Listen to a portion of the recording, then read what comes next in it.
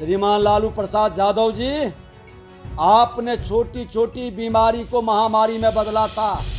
NDA सरकार महामारी को बीमारी में बदला है और जो छिटपुट घटनाएं घट रही है ये भी कभी स्वीकार नहीं।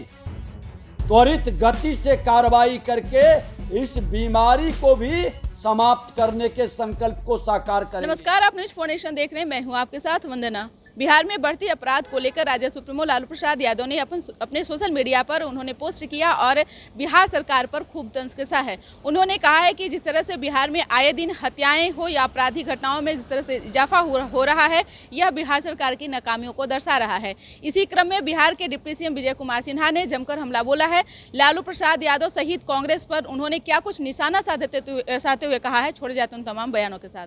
लालू जी अनुभवी आदमी हैं।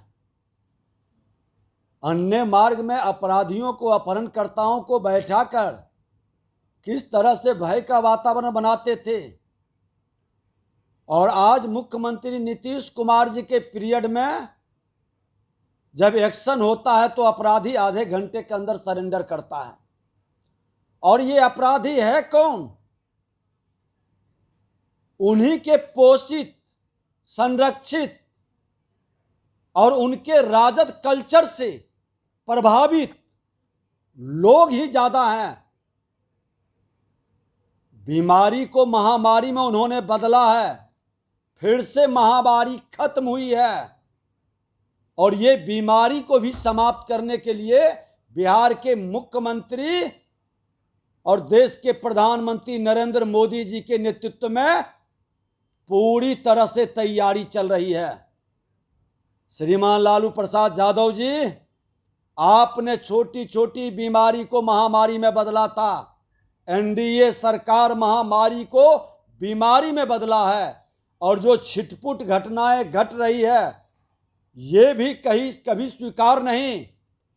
त्वरित गति से कार्रवाई करके इस बीमारी को भी समाप्त करने के संकल्प को साकार करेंगे। राहुल गांधी जी बेचारे हैं, नेता प्रतिपक्ष हैं।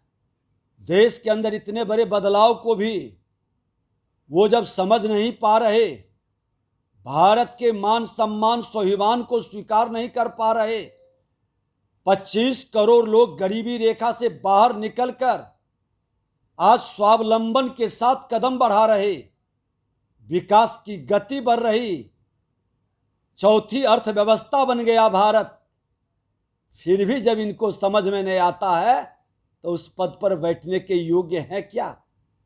ऐसे लोग नेता प्रतिपक्ष की भूमिका ईमानदारी से निभा पाएंगे क्या? नेता प्रतिपक्ष पूरी सरकार की जानकारी रखकर जिम्मेवारी से बयान देने का मार्ग को प्रशस्त करे, स्वीकार करे सत्य को और खामी और कमी को उजागर करे। लेकिन दुर्भाग्य से ये पप्पू और अप्पू देश और बिहार राज्य के अंदर दोनों जो स्क्रिप्ट लिख के लोग देता है उसी को पढ़ेंगे, वही बोलेंगे। अपनी न सोच है, न समझ है, न अध्ययन का कोई जरूरत।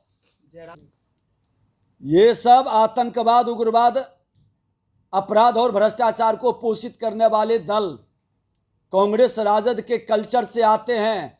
राजद कांग्रेस का कल्चर कभी अच्छे कार्य की सराहना नहीं कर सकता, सुधरते वातावरण को स्वीकार नहीं कर सकता, क्योंकि इनके जो पोषित, संरक्षित लोग हैं उसकी बेचैनी से इनकी तरफ बढ़ती है। इसीलिए ये भ्रम के वातावरण बनाते हैं।